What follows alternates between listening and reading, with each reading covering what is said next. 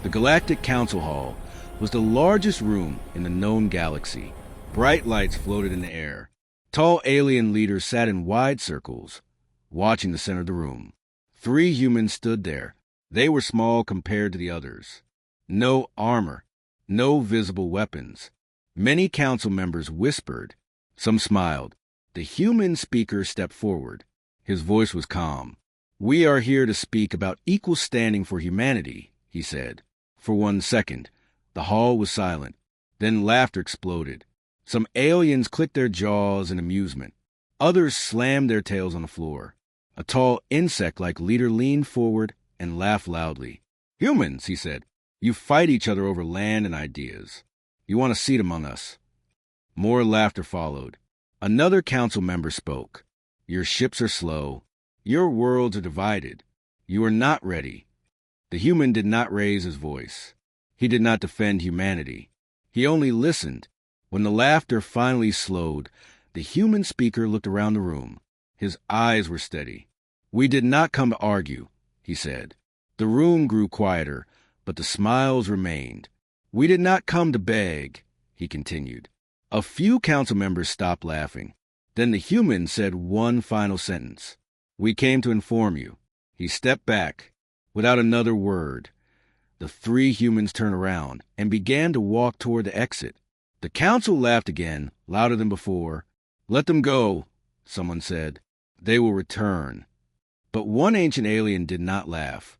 He watched the humans leave. His many eyes narrowed. His long fingers gripped his seat. He remembered old stories. Stories about a species that spoke softly and acted only after. As the doors closed behind the humans, the ancient alien whispered to himself, "This laughter will not last." And for the first time, fear entered the council hall. The great doors of the council hall closed with a deep sound. The humans were gone. For a moment, the laughter continued.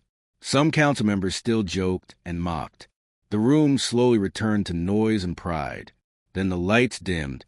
A low tone echoed through the hall. One by one, data screens activated around the chamber. Symbols flashed. Warnings appeared. An officer spoke from the control level. His voice was tense. "Multiple human fleets are moving," he said. "They are not approaching. They are leaving." Several council members frowned. "Leaving?" one leader asked. "Running away already?" The officer shook his head. "No," honored one. "They are leaving all shared space. Trade routes, defense zones, communication lines." The laughter stopped. Another screen lit up. Human ships passed through known gates, shutting them down behind them. Supply networks began to fail. Automated systems went dark. "They are cutting ties," someone whispered. The ancient alien slowly stood up. His voice was calm, but heavy. "Humans do not run," he said. "They withdraw." A council member laughed nervously. "So what? They need us more than we need them." Before anyone could answer, another alert sounded. Medical shipments from human worlds had stopped. Energy relays built by human engineers were offline. Border patrol systems no longer responded. The room grew quiet. "They did not threaten us," the officer said softly. "They did not ask anything." A heavy silence filled the hall. One young council member finally spoke. "Why would they leave like this?" The ancient alien closed his eyes. "Because they spoke," he said, "and we laughed." The council members looked at one another. Pride began to fade. Unease replaced it. A final message appeared on the central screen. Simple human text. "This concludes our discussion." No signature. No explanation. Only silence. And in that silence, the council felt something new. Regret. The Galactic Council did not meet for the rest of the cycle. Instead, they searched. Old records were opened. Sealed archives unlocked. Data streams flowed across the hall day and night. The laughter from before felt distant now, like a bad memory. The ancient alien ordered a full review of humanity. Everything, he said. Wars. Science. History. What they found was not what they expected. Humans had fought many wars, yes, but they always stopped before total destruction. They rebuilt faster than most species thought possible. Every time they fell, they learned. One analyst spoke carefully. Humans improved during conflict. More records appeared. Human ships were listed as medium threat, but hidden data showed upgrades, new designs, and weapons never used in battle. Humans tested quietly, far from galactic eyes. They hide their strength, a council member said. No, the ancient alien replied. They control it. Medical files followed.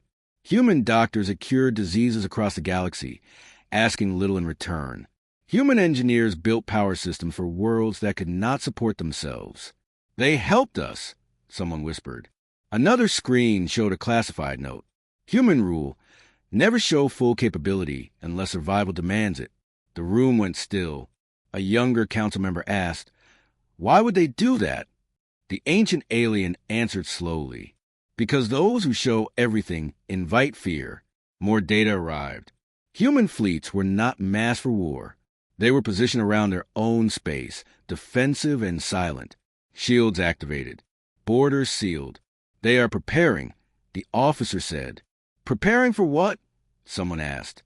The ancient alien turned away from the screen. Not for attack, he said. For independence. A final file opened. One short sentence glowed on the screen. Humanity does not seek dominance. It seeks dignity. The council finally understood. They had not laughed at weakness. They had laughed at restraint. The first signs came quietly. A trade station near the outer system stopped responding. At first, the council thought it was a small error. Then another station went dark. Then another. Reports flooded in. Medical ships were delayed. Energy transfers failed. Defense drones drifted without orders. Worlds that depended on shared systems began to panic. Most of those systems had one thing in common. They were built by humans. They were only support roles. One council member said, trying to stay calm. We can replace them. But days passed, and nothing was replaced. Human engineers were gone. Human code was locked. Access keys no longer worked. Even automated systems refused commands without human approval. An officer spoke in a low voice. They designed everything to work together and to shut down safely. The ancient alien nodded slowly.